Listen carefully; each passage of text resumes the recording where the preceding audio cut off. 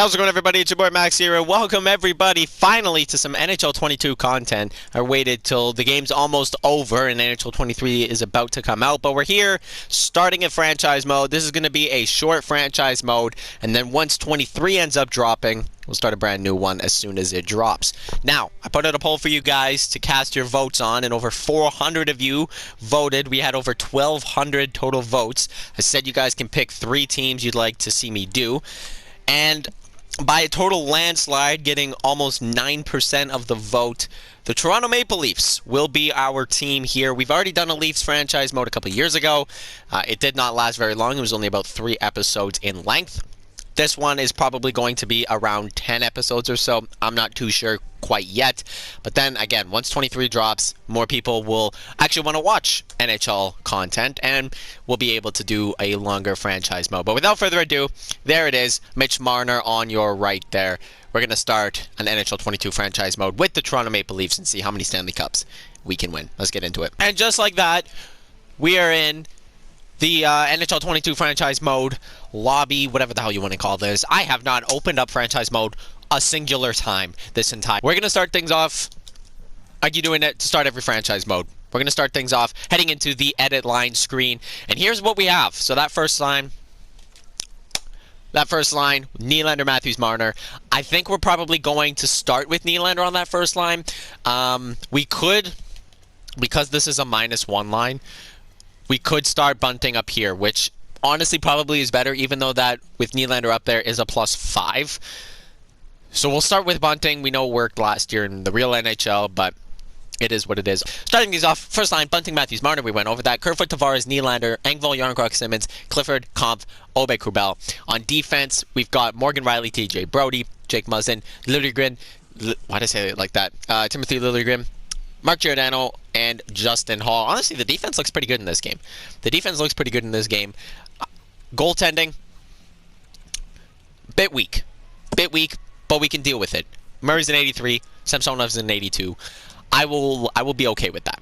All right, I'll be okay with that. Now, I'm just gonna start simulating.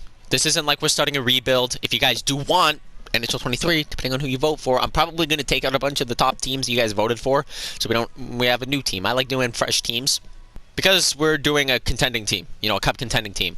I think it's just smart. Just hop into the simulation. Year 1, we know what this Leaf team is. I think our goal right now is to make sure that we're in a playoff spot, which by all means we should be. We're in a playoff spot, and then by the time we get to, so let's start off first month of simulation while I rant a little bit. Once we get to around the trade deadline, that's when I think we can assess the team.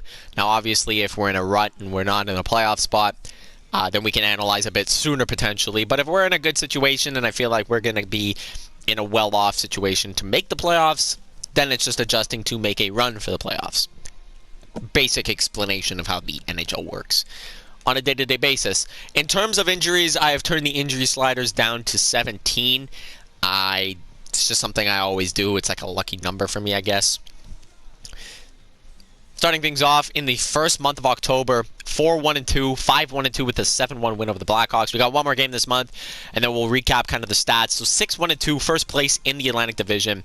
The Bruins are down there in last. So obviously, NHL 22 is not a fan of the Krejci signings, but let's take a look at the statistics to start things off. So Austin Matthews leads our team in points with 10 points in the first 9 games. No complaints with that whatsoever. Mitch Marner is right behind him with 7. Tavares, Bunting, and Liljegren actually with 6. Järnkrok also, as well as Morgan Rielly. So very spread out scoring for this team. Only Justin Hall is without a point. This is a little concerning. The Clifford, Obe-Kubel, Kampf line is all big-time minuses. I'm going to keep it together right now because it's not a huge worry for me, but going forward, that might be something. And Matt Murray, Vezina candidate? Matt Murray, 6-0-1, .957 save percentage, and a 1.27 goals against average. He's allowed 9 goals in 7 games. He doesn't have a shutout yet, but Matt Murray has been a brick wall. All right.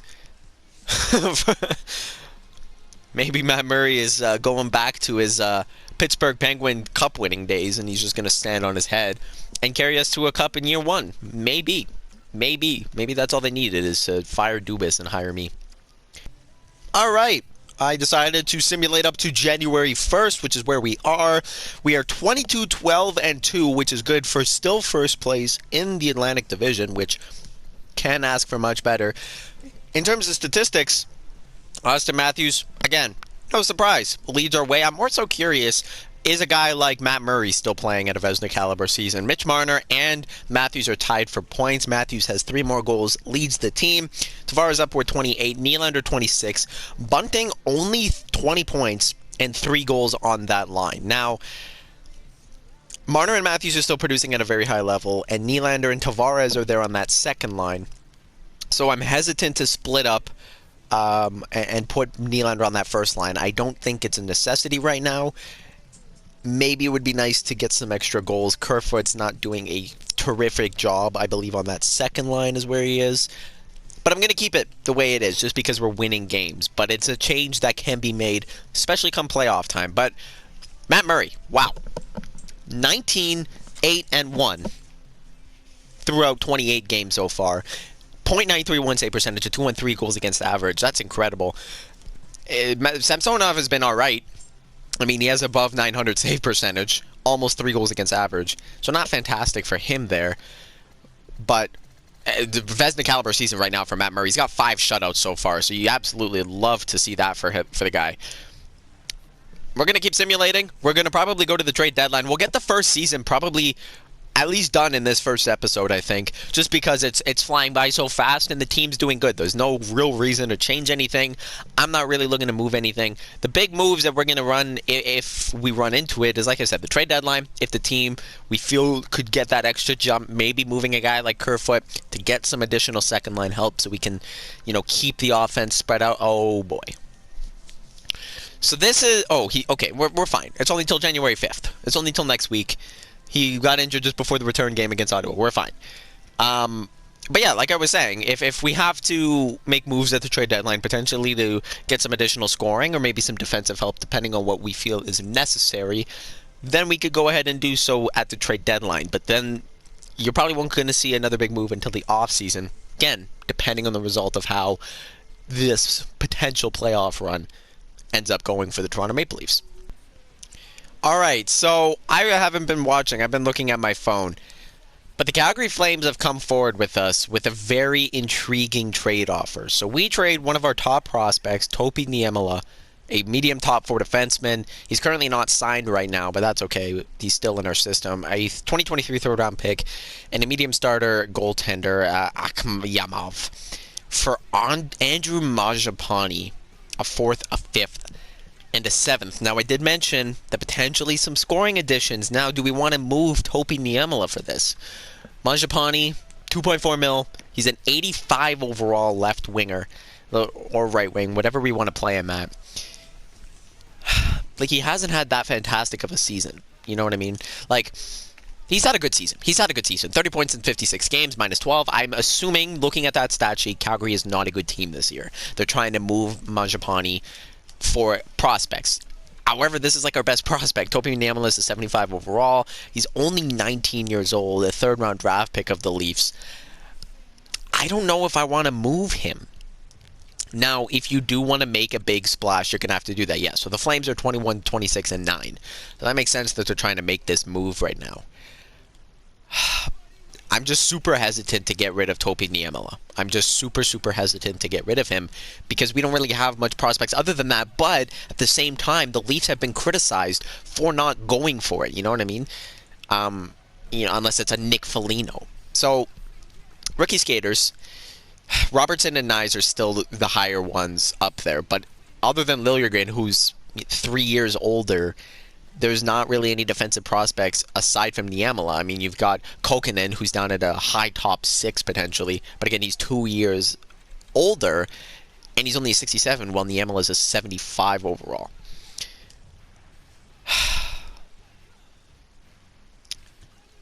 I'm gonna do it.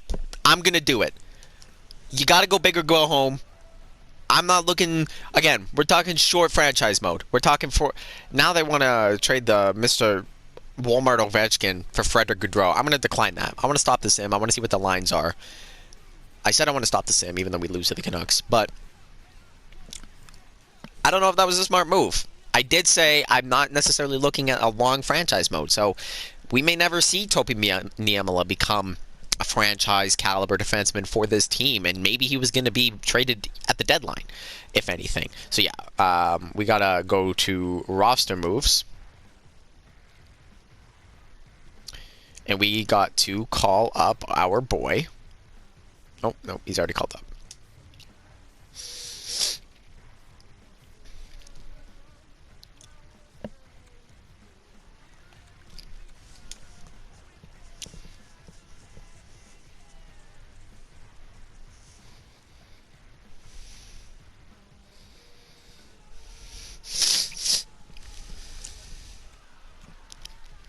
All right, so here are the updated lines. With Mangiapane, we can put William Nylander up on that first line. Or we can go Mangiapane up on that first line, and Nylander can be on that second line.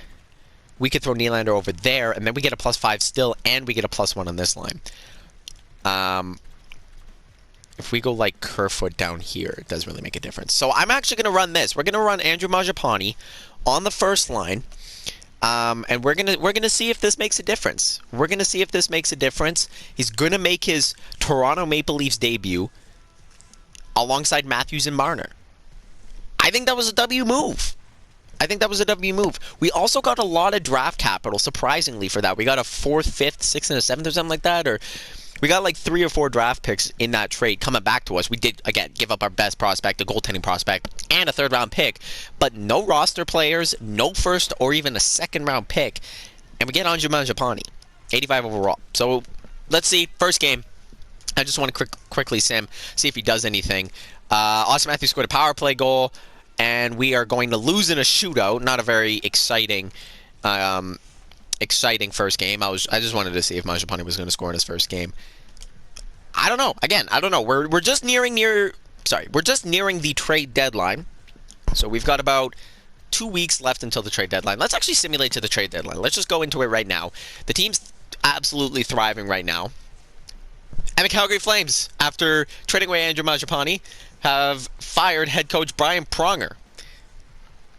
Rough year over there in Calgary. I guess the Huberdeau and Kadri was a poor decision on their part.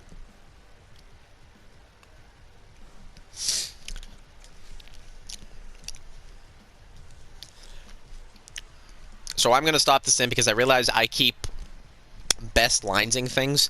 So it's going to put Nylander back on that top line, which I don't want to do. Which I do not want to do.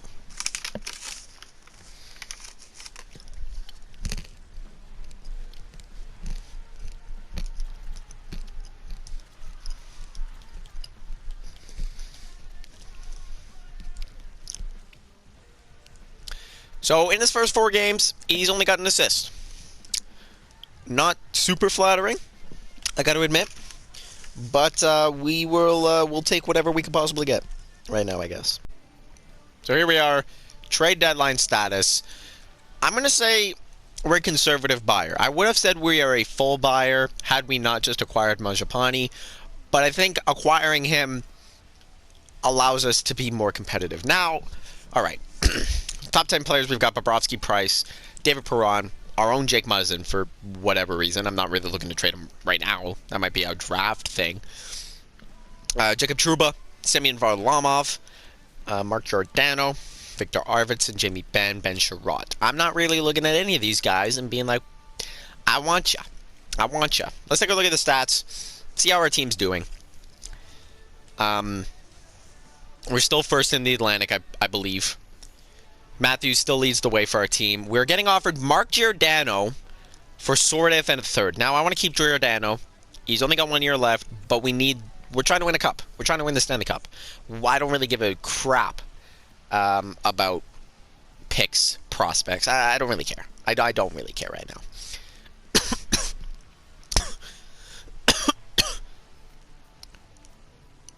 All right, so I'm curious. Andrew Mangiapane, as a member of the Toronto Maple Leafs, only 3 points and a -2. Not super encouraging.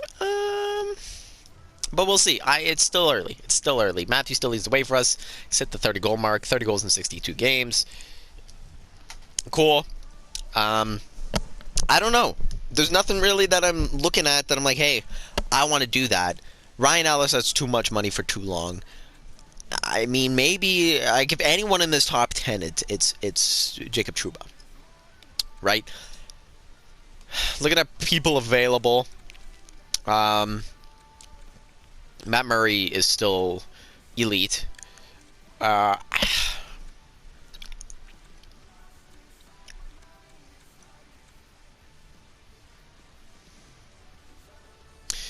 So we're being offered Calle Jarnkrok, Kyle Clifford, and a 7th for Kaut, Annunen, and I believe a 6th. So we move up in the draft. Now, Kaut is a 76 overall. He's having a pretty solid season in the AHL. But, I mean, Calle Jarnkrok is getting ice time. Like, we are a buyer. I just said we are a conservative buyer. That does not mean we are looking to sell assets for worse assets. I don't think I'm going to make a trade at the trade deadline. I think we're just going to go right through. We're going to try to go into the playoffs, and then next episode will probably be the playoffs. That way there, you guys can get, more episodic content. So trade alert, Ryan Ellis ended up getting dealt to the Ottawa Senators, as well as a 3rd-round pick for a 1st and Järvientie.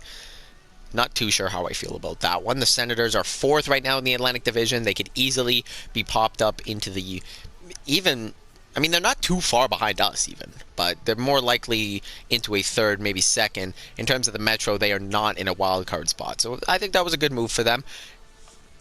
Even like 8th place Red Wings being 500 right now, 29-29 is scary. Like, that's how good the Atlantic Division is going to be. I don't think the Canadians are 3rd in this division, but Carey Price is also playing, and he's still high overall in this game. So that's understandable. I'm going to see you guys likely at the end of the regular season. Then we'll do a full season wrap-up. And then next episode, we'll head into the playoffs. So we'll see you there. So there we go. The 2021-2022 NHL season has wrapped up. Next up, the playoffs. But before we get into the playoffs, let's look at our points. So you can see at the bottom there and at the top there who your leading scorer was. No surprise. But the Toronto Maple Leafs have won the Atlantic Division. They fit up 49-24-9 record. They finished 1st. Pretty sizable lead over the Tampa Bay Lightning. I will gladly take that. Montreal tied with Tampa somehow with 95 points. Ottawa and Boston missed the playoffs. Buffalo, Detroit, and Florida over in the Metropolitan, where the other 2 wild cards were. Those 2 wild cards are actually the Devils and the Islanders. The Rangers missed the playoffs. Carolina, Pittsburgh, Washington pick up the top 3 spots in that division, and Carolina will win the conference. In the entire league, your President's Trophy winners are the Carolina Hurricanes. The Leafs, we finished 4th in the NHL. Goals for per game. We were 2nd in the NHL, 3.48. Goals against per game, 2.76. Not as good, but we're still we're still up there in the league. We're like right around here. Not too bad. Power play percentage. I assume the power play was pretty good this season. It could have been better. Power play is something that we could have worked on for sure. Penalty kill percentage, not the best either. All right, so specialty teams, we definitely could have been better in. We were 24-12-5 at home, 24-12-4 on the road. Almost identical splits. Not going to complain with that either. Looking at the player stats now, Austin Matthews led the way, 97 points, 50-goal campaign, kind of a low for him. 92 points for Mitch Marner, 63 assists. Tavares put up 65. Nylander with 64. Morgan Riley had a 62-point campaign. Andrew Mangiapane had finished his campaign totally with 62. He ended up going on an absolute tear, 22 points in 27 games. I'm not going to complain with that in the slightest. He finished as an even player, which is a great improvement from the -12 he was in Calgary. I'm going to take that. I'll take that. He improved his shooting percentage by 1.4%. He did end up getting some power play time, which is great. He also did get almost, or just over, 4 more minutes per game. But I think this is a W. I think this is a W trade to pick up Mangiapane, and he ended up having a good season. Bunting put up 46, Kerfoot 40, Muzzin, Simmons down there put up a 35-point campaign. Also, up here, Jake Muzzin was at plus 39. You love to see that. Honestly, like all the way down here, Owe Kubel had 30 points. Giordano had 20. Like, that's fantastic. Adam Gaudette, he had to play some games due to injuries. Same with Rasmus Sandin. But they even still had points. And everyone who consistently played games put up points. Justin Hall being the lowest of that with only 9. But he was a plus 3, so I can't really ask for too much more from him.